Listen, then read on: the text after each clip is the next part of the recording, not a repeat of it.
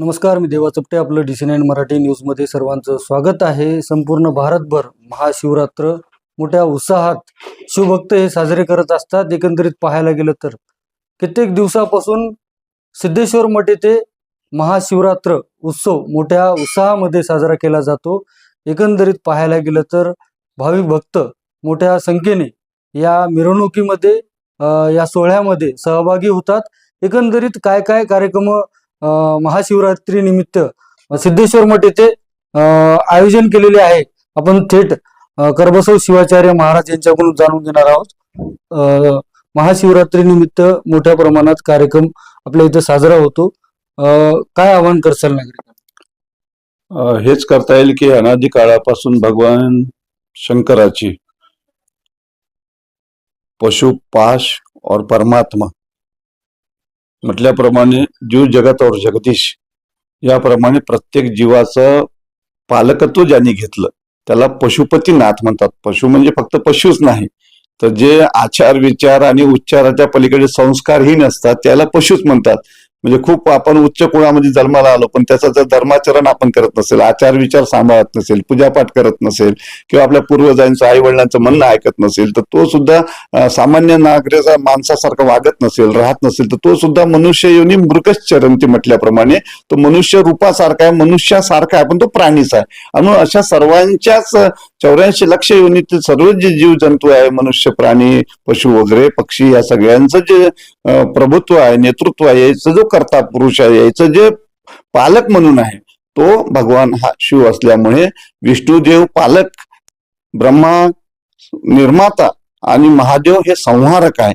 पण याही माध्यमातून या सृष्टीचा अनादी काळाचा विचार केला तेव्हा सगळ्यांना ज्या ठिकाणी मुबलकता नव्हती, सगळ्या गोष्टीच्या ठिकाणी बहुजनांच्या माध्यमातून सर्वांना सार सर्वस्व म्हटल्याप्रमाणे महादेव येथे जय असे नाव, येथे अभिप्राय हाची असे म्हटल्याप्रमाणे सगळ्यांनाच पूजेचा अधिकार या महादेवाच्या माध्यमातून सगळ्यांनाच तिथे कुठल्याही जाती कुळ गोत्र न पाहे शंकर म्हटल्याप्रमाणे कुठल्याही जाती धर्माचा पंथाचा कुणाचाही कशाचाही विचार त्या भगवान शंकरापाशी नाही. फक्त तिथं भक्ताची भावना, यादृशी भावना यश सिद्ध भौतिक तादृशी म्हटल्याप्रमाणे ज्या भक्ताची जशी भावना असेल तशी त्याला भोळा शंकर असल्यामुळे ज्या भावनेने त्यांनी त्याला स्मरण केलं, नमन केलं, तरी त्याची इच्छा पूर्ती करणारा हा महादेव असल्यामुळे त्याच्या माध्यमातून सर्व क्षेत्रामध्ये नव्हे, भारतातच नव्हे तर भारताच्या बाहेर सुद्धा त्याचं श्रेष्ठत्व आणि पूज्यत्व सर्वांनी स्वीकारलेलं आहे. आणि त्या माध्यमातून या महादेवाचा जो दिवस मानला गेलेला आहे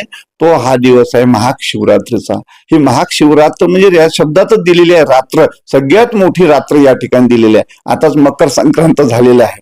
उत्तर ध्रुव आणि दक्षिण ध्रुव 6 महिन्याचा जो असतो, उत्तरांश आणि दक्षिणांश, या पद्धतीने म्हटल्याप्रमाणे ही जी रात्र आहे माघ मासातली, ही अत्यंत, याला वसंत ऋतू म्हणतात. आणि या वसंत ऋतूच्या माध्यमातून सुद्धा या ठिकाणी एक नैसर्गिक अशी प्रक्रिया होत असते. म्हणजे चंद्र, सूर्य आणि पृथ्वी या माध्यमांचा जेव्हा समोरासमोर येतात त्या रेषेचा जो इतिवृत्तांत आहे त्या वृत्तांताच्या माध्यमातून सर्व ते तरंग उठतात. त्या पृथ्वीचे तरंग, चंद्र, सूर्य, तारा, नक्षत्र या सगळ्यांचं ते एकाच समान अवस्थेमध्ये ज्यावेळेस येतात तेव्हा ही महाशिवरात्रीचा पर्वकाळ म्हणजे पाण्याचं सुद्धा अमृत होते आणि विषयाचं सुद्धा त्या ठिकाणी अमृतत्व, असं अमृतत्वाची जी प्राप्ती आहे ती अमृतत्वाची प्राप्ती भगवान शिवाला या माध्यमातून प्राप्त करून देण्याचा सगळ्यात सोपा तिथी, वार, नक्षत्र, चरण योग, पंचांग म्हणतो आपण, याच्या माध्यमातून सगळ्यात उत्तम असा, सगळ्यात सोपा आणि सगळ्यात साधा आणि सरळ, यांना फक्त नामस्मरण हर हर महादेव जरी म्हटलं तरी त्या तेवढ्या नामस्मरणानं एक वेळा नाव घेतात. अरे भगवान शिवाचं एक वेळा नाव जरी घेतलं, जयघोष जरी केला तरी तो त्या भगवंतावर पूर्णपणे कृपा करतो. आणि म्हणून त्या महाशिवरात्रीच्या माध्यमातून सांगितलं का ह्या महाशिवरात्रीला तुम्हाला जे जमल ते करा. उपवास राहता आलं, नामस्मरण, भजन, पूजन, तीर्थयात्रा, पूजा पाठ, जप, तप, अनुष्ठान, दान, पुण्य जे जे तुम्हाला करता येईल ते तुम्ही सर्व करा. ते सर्व जरी तुम्हाला शक्ती सामर्थ्य अर्थार्जन हे सगळे साधन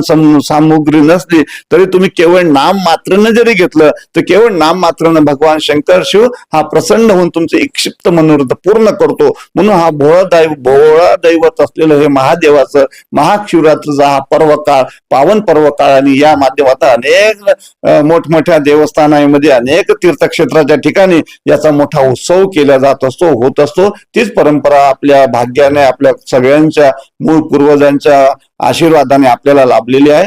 वसुमती नगरीचं ग्रामदैवत सिद्धेश्वर मंदिर लाशिनमठ संस्थान वसमत या ठिकाणी दरवर्षीप्रमाणे ह्याही वर्षी म्हणजे दिनांक 14/2/2026 म्हणजे उद्या रोज शनिवारला ठीक 5:30 वाजता ग्रामदैवत भगवान सिद्धेश्वराची मुखवट्याचं पालखी मिरवणूक या ठिकाणी प्रारंभ होणार आहे. आणि त्या माध्यमातनं सत्याग्रह झेंडा चौक सत्यनारायण चौक झेंडा चौक सत्याग्रह चौक मामा चौक तिथनं गिरणीच्या झाडापासून पुन्हा सत्यनारायण चौक ते मठामध्ये 8:30 वाजता त्याचं विसर्जन होईल. 5:30 वाजता पालखीला सुरुवात होणार आहे. त्यात परमपूज्य वेदांताचार्य युवा संत दिगंबर शिवाचार्य महाराज सुद्धा सहभागी होणार आहे. पंचक्रोशीतील गावातील बाहेर गावातील सर्व सद्भक्त दरवर्षी येतात, याही वर्षी येतील. आणि आपल्या चॅनलच्या माध्यमातून मी पुन्हा आवाहनही करतो, जे सद्भक्त शिवभक्त जे सदाचारी सद्वर्तनी आहे आणि जे भगवंताची सेवा करणार त्या सर्वांनी या महापालखीच्या माध्यमातून पालखीचा खालून जाण्याचा एक सुद्धा आपल्याला जर काही असं वाटत असेल की आपल्याला जर एक प्रकारची भीती असेल किंवा आपल्याला असं शंका वगैरे असेल तर या माध्यमातून जर आपण त्या पालखीला खांद्यावर घेतलं किंवा पालखीचा खालून आपण गेलो किंवा नारळ त्यावर ओवाळून घेतलं तर आपल्याला बऱ्याचशा ठिकाणी त्या ठिकाणी आत्मिक समाधान शांती आणि संभ्रम अवस्था आपली दूर होते. आणि म्हणून ते संभ्रम अवस्था दूर जाण्यासाठी सुद्धा पालखीचं जर आपण हे केलेलं तर आपल्यामध्ये मोठं सामर्थ्य मोठी कृपा आपल्याला त्या पालखीच्या माध्यमातून आणि जे काय अंधश्रद्धेचा भाग असेल तोही त्या ठिकाणी राहत नाही. कारण हे भोळा दैवत आहे. इथं साधी प्रार्थना नामस्मरण केलं तरी या ठिकाणी त्याचं कल्याण करणारा मंगलमय करणारा शुभम करते कल्याणम कल्याण स्वरूपी कल्याणी रमण नामय कल्याण प्रदाचे असा हा आशुतोष भगवान शिव याला पाण्याने पूजला असता इक्षिप्त मनोरथ पूर्ण वांछित मनोरथ पूर्ण करणारा असा हा भगवान शिव असल्यामुळे याच्या नामस्मरणाने हे सगळं साध्य होते प्राप्त होते. आणि म्हणून आपण ह्या महाशिवरात्रीचा पर्व काळ उद्याला शनिवारला जी पालखी उत्सव आहे या सहभागी झालो तर आपण धन्य धन्य कृतार्थ हो आणि त्या माध्यमातून आपल्या जीवनाचं सार्थक होईल आणि या पर्व काळाचं पूर्ण पुण्यफळ आपल्याला पदरी पाडून घेता येईल. अशा पद्धतीची ह्या महाशिवरात्र बरेच दिवसा म्हणजे ही परंपराच आहे भारतीय संस्कृतीमध्ये. पालख्या देवाच्या पालख्याच आणि संतांच्या पालख्या गुरूंच्या पालख्या निघत असतात. त्यातलाच हा एक मोठा उत्सव आहे आणि तो एका दिवसाचा नसून 15 तारखेला महाशिवरात्री आहे आणि त्यानंतर 16 तारीख त्या दिवशी पुन्हा प्रसादाचा कार्यक्रम महाप्रसाद 16 तारखेला असतो. 15 तारखेला उपवास असतो, फराळाचं वाटप असते आणि 14 तारखेला मिरवणूक आणि खिरीचा प्रसाद असतो. ती याच्यासाठी का वर्षभर देवाजवळ सगळे सद्भक्त येतात. मग एकदा देवानी त्याच्यापर्यंत लोकांना इच्छा असते भगवंत माझ्या घरी यावं माझ्या घरी यावं माझ्या दारात यावं म्हणून हा पालखी उत्सव आहे का भगवंत नगर प्रदक्षिणा त्या नगराचा हा ग्रामदैवत असल्यामुळे वसुमती क्षेत्राचा तो पालक आहे आणि त्याचं ते असल्यामुळे त्याला ते नगर प्रदक्षिणा करावा लागतो. वर्षाला एकदा त्या देवाच्या पालखीच्या माध्यमातून या नगरातनं तो म्हणजे नगर आपलं सुखी समृद्ध शांत सगळ्याला यश कीर्ती आणि सर्व दोषापासून मुक्त करण्यासाठी ही पालखी उत्सव आहे. बरं, एकंदरीत पाहिलं तर महाशिवरात्र सर्वत्र साजरी होते. एकंदरीत पाहायला गेलं तर शंकर भगवानाची पूजा तर होतेच, त्या दिवशी माता पार्वतीची देखील दोघांची देखील पूजा होते. काय विशेष आहे दोघांची एकत्र पूजा केली जाते? पूजेचंच महत्व असं आहे का माता पार्वती आणि भगवान शिव गणपती कार्तिक आणि सर्व देवादी देवापासून आम्ही सर्वच भगवान शिवाची जी आराधना करतो. भगवान शिव म्हणजे हा निर्गुण तत्व स्वरूप शिव आहे. शिव म्हणजे एक विशिष्ट अशा प्रकारचं जसं आपण व्यक्तीला हाक मारतो तसा हा नाही. शिव म्हणजे आपण महादेव म्हणू तर महादेव वेगळा शिव वेगळा शंकर वेगळा हे वेगवेगळे त्याच्यामध्ये आहे. शिव हे तत्व आहे आणि या तत्वाच्या माध्यमातून आपण जेव्हा विचार करतो निर्गुण तत्व आहे का जे आपण ज्याचं कुठल्याही प्रकारचं वर्णन करू शकत नाही. त्याला आपण असं त्याला फक्त अनुभूतीच त्याची मुख्य आधार आहे आणि त्या निर्गुण तत्वाच्या ठिकाणी सर्वच येते. आता एखाद्याचं विष्णू देव आराध्य असेल त्याने शिवाची आराधना करून काय करायची पण त्याला आराध्य विष्णूच्या माध्यमातून भगवान शिवाच्या ठिकाणी लीन व्हावं घ्यावं लागते. जो शिवभक्त असेल त्याने विष्णूची किंवा प्रभू रामाची पूजा करू नये किंवा जाऊ नये का, तर त्याही ठिकाणी सांगितलं का तुझी जे श्रेष्ठत्व आहे त्याचं श्रेष्ठत्व आपल्याला स्वीकारावं लागतं, देवत्व स्वीकारावं लागते. पण आपलं जे आराध्य असेल त्याचं स्मरण आपल्या हृदयामध्ये करून आपल्याला सदाचारानं वागून त्या ठिकाणी सेवा प्राप्त करून घ्यावं लागते. आणि म्हणून शिवतत्व जे आहे हे शिवतत्व असं आहे की ते निर्गुण तत्व आहे, सगळ्याला समाविष्ट करून घेणारं, सगळ्याच्या ठिकाणी एकत्रीकरण करणारं आणि सगळ्याच्या ठिकाणी त्या ठिकाणी कल्याण करणारं जे तत्व आहे ते शिवतत्व आहे. आणि शिवतत्व म्हणजेच जीवसृष्टी निर्माण करणारं हे तत्व आहे. म्हणून ब्रह्मा विष्णू रुद्र हे आपण म्हणतो हे वेगळं आणि शिवतत्व हे वेगळं.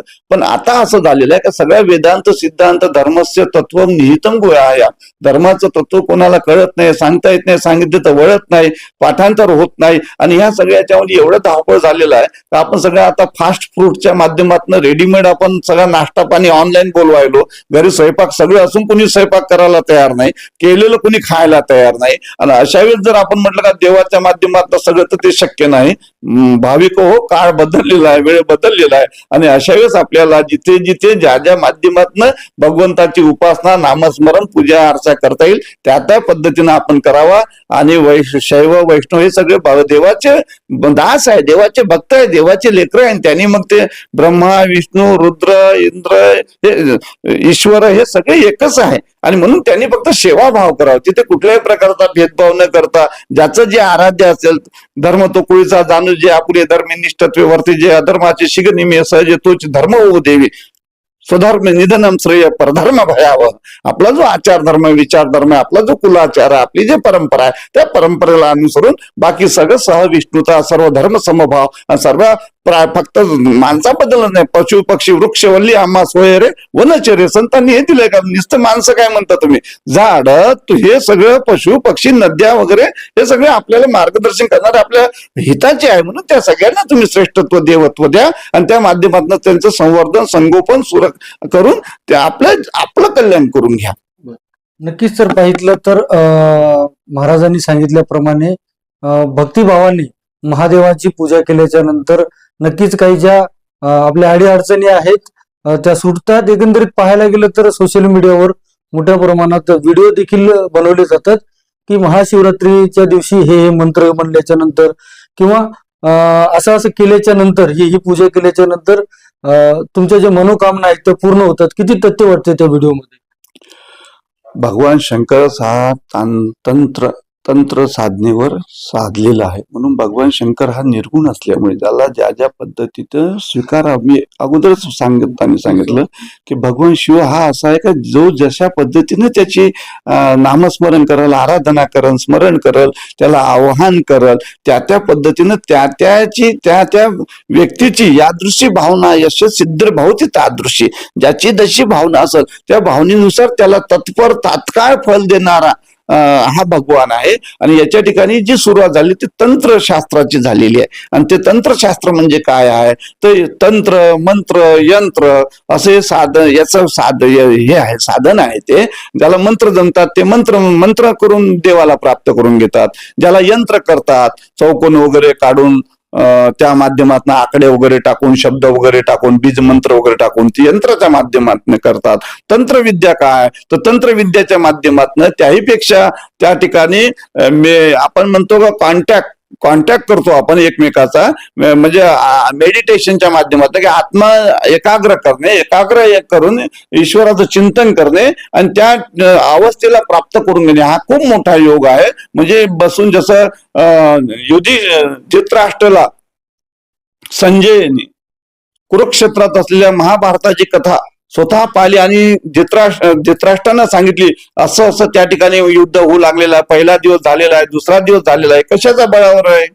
तेव्हा काही दूरदर्शन नव्हते, टीव्ही नव्हते, कॅमेरा नव्हते. तर हे ते सामर्थ्य आहे त्याला तंत्रविद्या यंत्रविद्या मंत्रविद्या म्हणतो. आणि त्या विद्येच्या माध्यमातून हे सगळं साध्य होते. ज्याची जसं जसं त्याला जमेल त्या त्या पद्धतीनं ते साधना केली असता. कारण हा सगळ्यात मोठा योग असतो. कसा असतो हा योग? हा नुसतं आध्यात्मिक योग नाही आहे, हा सायंटिफिक योग आहे. कसा आहे? ती रात्रीची वेळ आहे. रात्री जे एवढे काही मंडल आहे आकाशामध्ये हे सगळे एका याच्या अवस्थेमध्ये एका व्यवस्थे त्या ठिकाणी निर्माण होते आणि त्यातनं तो ध्वनिक्षेपण होतो. त्यातनं जे ऊर्जा हे होतो, अग्नीच्या माध्यमातून जे ऊर्जा होते त्या सगळ्याच्या माध्यमातून हे सगळं एकत्रीकरण होते. त्यातनं जो प्राप्त होते तो त्याला आपण कृपा म्हणतो, कारण त्याला बघू शकत नाही आपण, आणि त्यातनं आपल्याला सिद्धी म्हणा, आपलं जे इच्छा आहे ते पूर्ण होते. नक्कीच. तर आपण पाहितलं असेल, महाराजांनी सविस्तर सांगितलेलंच आहे. येणाऱ्या 15 तारखेला महाशिवरात्र आहे आणि 14 तारखेला सिद्धेश्वर मठामध्ये पालखी मिरवणूक देखील निघणार आहे. आजूबाजूचे जे भाविक भक्त आहेत त्यांनी या मिरवणुकीत सहभागी व्हावे असे देखील आवाहन नागरिकांना केलेलं पाहायला मिळते. देवा चपटे, DC9 मराठी न्यूज, वसमत.